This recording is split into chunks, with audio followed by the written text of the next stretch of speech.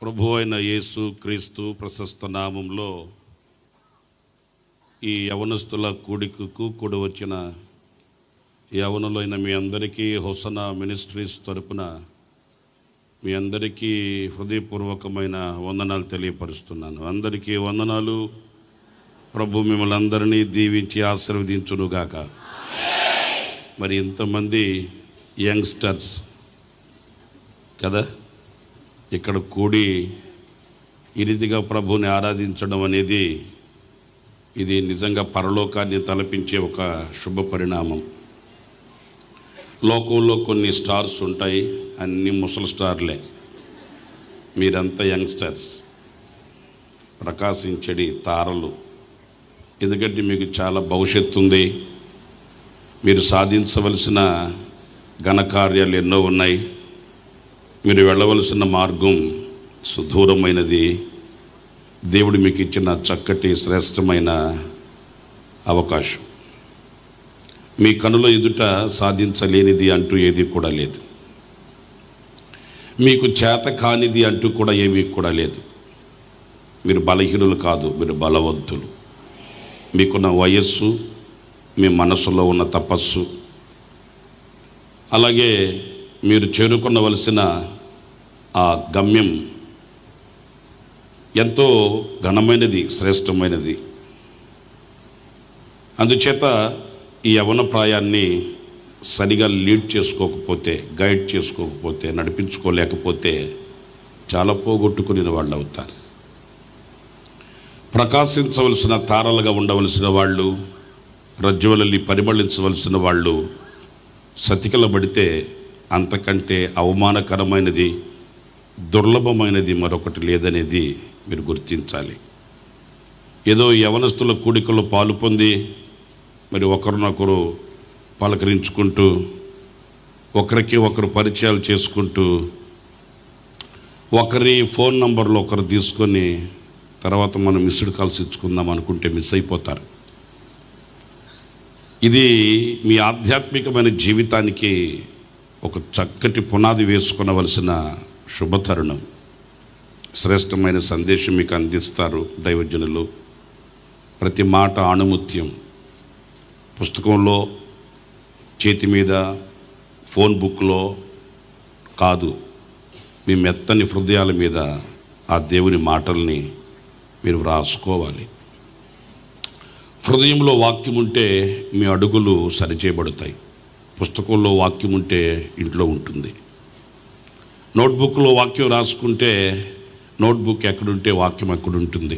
హృదయంలో వాక్యం ఉంటే నీ యావత్ జీవితం మీద ప్రభావితం అవుతుంది, వెలుగుమయం చేస్తుంది, నీ బ్రతుకుని సార్థకం చేస్తుంది. యవనులైన మీరు మీ యొక్క విజన్, మీ దర్శనాన్ని విశాలం చేసుకోవాలి. నేను సందేశం చెప్పట్లే, మీరంతా దేవుని ఇంట్లోకి వచ్చారు. మనమంతా ఒక తండ్రికి పుట్టిన బిడ్డలం.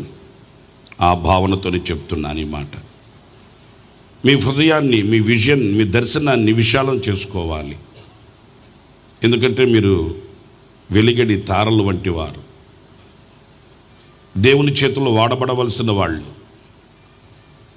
మీ కుటుంబాలకి మీరు మేలు చేయవలసిన వాళ్ళు, సమాజానికి మీరు మేలు చేయవలసిన వాళ్ళు, మీకు మీరుగా మేలు చేసుకునవలసిన వాళ్ళు. సంకుచితమైన మనసుతో సతికిలబడడం కాదు. మీరంతా యవనులు యవనులు యవనులు అని పదే పదే ఎందుకు చెప్తున్నానంటే మీకు సాధ్యం. మీరు చేయగలరు, మీరు ఉండగలరు, మీరు వెళ్ళగలరు.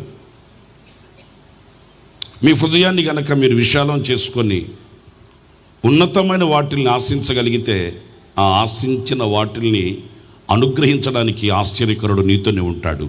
ఆయన ఇమ్మానుయేలు దేవుడు. ఏనాడైతే మన హృదయాన్ని మనం సంకుచితం చేసుకొని, నేను చేయలేను, నేను ఉండలేను, నేను రాలేను, నేను వెళ్ళలేను, నా వల్ల కాదు అని ఎప్పుడైతే మన శక్తి మీద మనం ఆధారపడి సతికిలబడతామో, దేవునికి, దేవుని కార్యాలకి మనం యోగ్యులము కాదని విషయాన్ని గుర్తించాలి. నేను చెప్పేది దేవుని కార్యాలు అనంటే మీరంతా ఏదో దేవుని సేవ చేసేసి, లేకపోతే మీరంతా దేవుని సేవకులైపోయి అట్లానే కాదు నేను చెప్పేది. ఇక్కడ చదువుకునే పిల్లలు ఉన్నారు, ఉద్యోగాలు చేసుకునే వాళ్ళు ఉన్నారు, వ్యాపారాలు చేసుకునే వాళ్ళు ఉన్నారు, చిన్న చిన్న చేతి పనులు చేసుకునే వాళ్ళు కూడా ఉండొచ్చు, కాదనట్లేదు. అయితే మీరు పూనుకొనిన రంగంలో మీరు ఒక ఘన విజయాన్ని చూడాలి. మీరు పూనుకొనిన దానికి న్యాయం చేయగలగాలి. మీరు ఉద్యోగమే చేసినా, చేతి పనే చేసినా, చదువుల రంగంలోనే ఉన్నా, లేదు దేవుని ఉన్నతమైన పిలుపు కలిగి దేవుని పరిచర్యకే మీరు నిలిచిన, ఏది మీరు పట్టుకున్న దానికి న్యాయం చేయగలగాలి. అందులో ఆ ఉన్నతమైన స్థానానికి మీరు చేరుకోగలగాలి. ఆ విజన్, ఆ దర్శనం, ఆ ఆశ మీ గుండెల్లో ఇప్పుడే కలగాలి. మీకు చిన్న మాట చెప్తాను చూడండి. నాకు ముందు 2 ఆడవాళ్ళు, నాకు 2 అక్కలు ఉన్నారు. వాళ్ళ తర్వాత నేను పుట్టా. మరి నాకంటే ముందు 2 ఉన్నారు కదా, నాకు నచ్చట్లే. నేనే ముందుండాలి, నేనే పెద్దోడిని కావాలి అని నేను అనుకుంటే కుదురుతుందండి? అనకపోతే నోరు తెరిచి మాట్లాడలేరేంటి? కుదురుతుందా? నేను ముందు పుట్టాలి, నేను ముందుండాలని నేను అనుకుంటే కుదురుతుందా? చెప్పరేంటి? నేను జ్యేష్ఠుడిని కావాలి, ఆ జ్యేష్ఠత్వం నాకు కావాలంటే కుదురుతుందండి? మరి కుదరని దాని కొరకు యాకోబు ఎందుకు పోరాడాడు? తనకు తెలుసు కదా కుదరదని. ఒకవేళ యాకోబు గారు ఉంటే నేను అడుగుతాను, ఏమయ్యా బాబు అది ఎలా కుదురుతుంది ఏంటి? యాకోబు గారు నాకు సమాధానం చెప్తాడు, కుదరదని నాకు తెలుసు, కానీ ప్రయత్నం చేస్తా. ప్రయత్నించే వానికి అవకాశం దొరుకుతుందండి. ఈ మాట మీ గుండెల్లో పెట్టుకోండి. యాకోబుకు తెలుసు కదా, నేను పెద్దవాడిని కాలేను, అది దేవుడే చేయాలి, నేను జ్యేష్ఠుడిని కాదు, నాకు ముందు ఇంకొకడు ఉన్నాడు, ఎలా కుదురుతుంది? ఇది ఇంపాసిబుల్, జరగని పని. మరి జరగని పని కొరకు యాకోబు పోరాడా లేదా?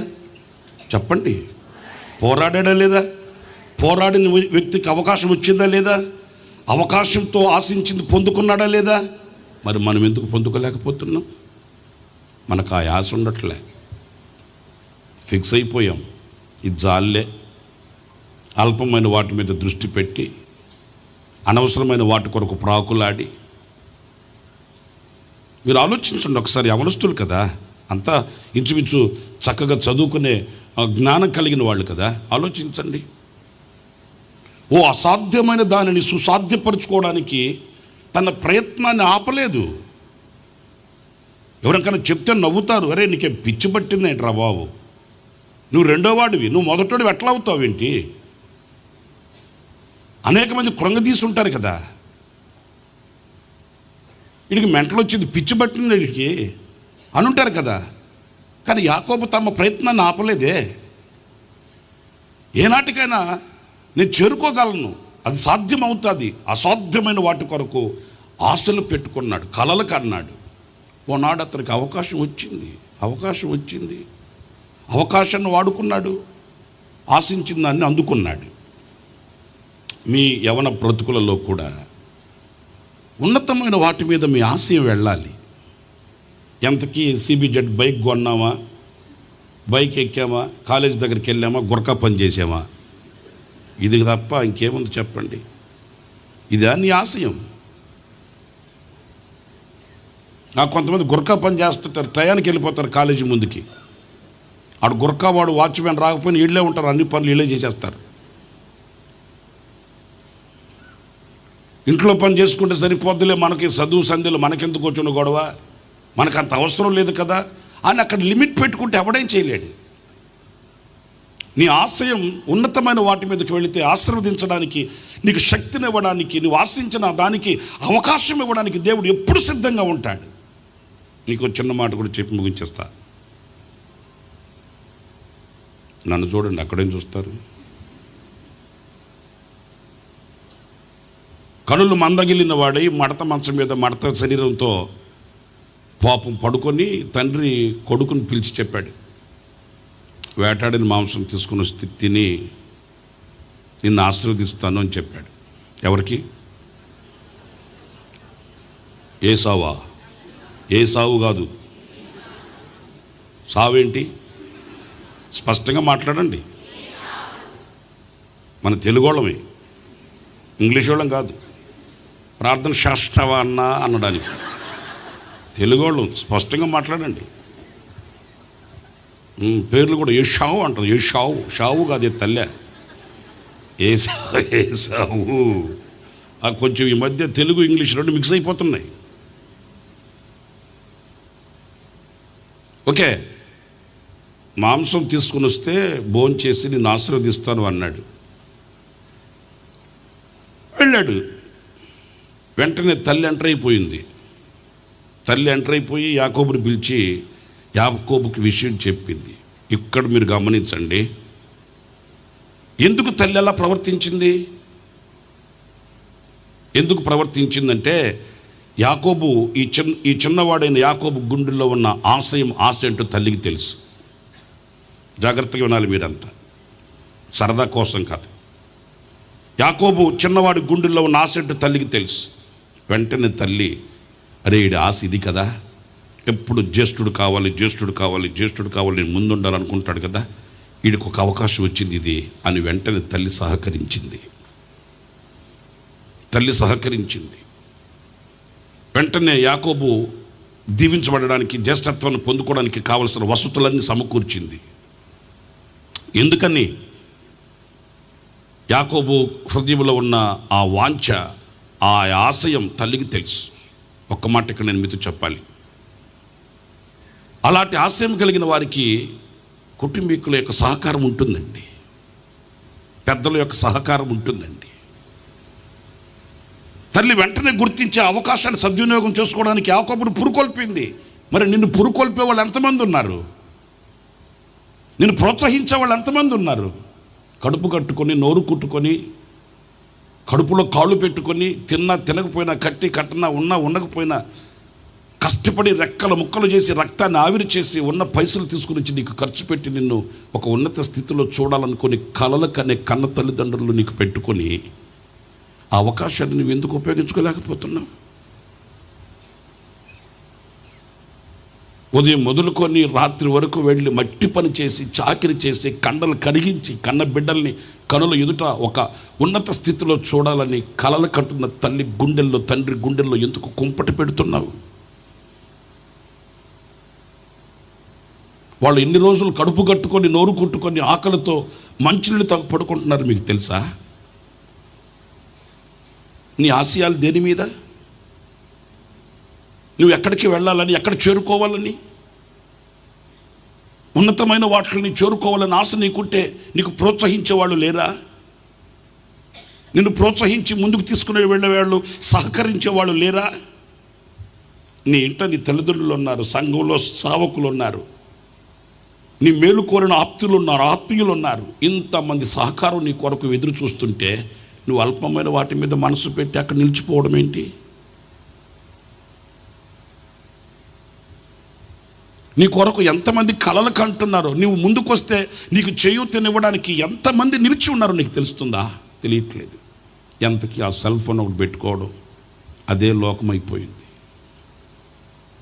అనవసరమైన కార్యక్రమాల్లో మైండ్ పాడు చేసుకొని, అనవసరమైన కార్యక్రమాల్లో తన మునకలై నిండు ఆయుష్ను కాదు, నూరేళ్ల జీవితాన్నే కాదు, దైవ ప్రణాళికను కూడా కాళ్ళ రాసుకుంటున్నామండి.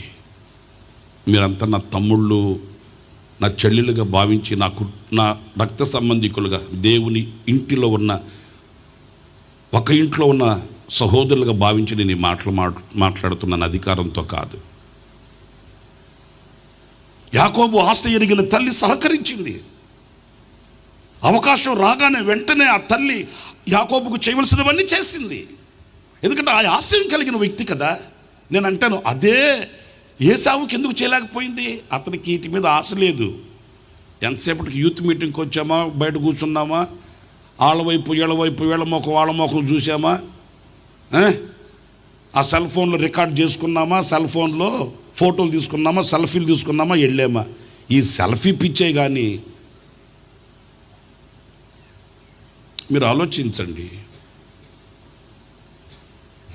మీకు ఇంతమంది సహకారం సమృద్ధిగా ఉండగా మీరు ఆ ఆశయం కలిగి ఉండలేకపోవడం ఎంత కుంటితనం, ఎంత గుడ్డితనం, ఎంత చెవిటితనం, ఎంత మోగతనం ఆలోచించండి.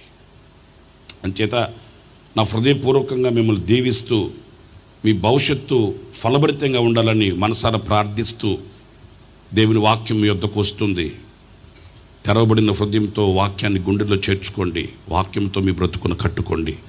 నిండు నిరుళ్ళ జీవితం ప్రభు కొరకు సాక్షిగా ఉండాలని మనసారా కోరుకుంటూ ప్రార్థిస్తూ ఈ మాటలు ముగిస్తున్నాను. ప్రభు మిమ్మల్ని దీవించుగాక.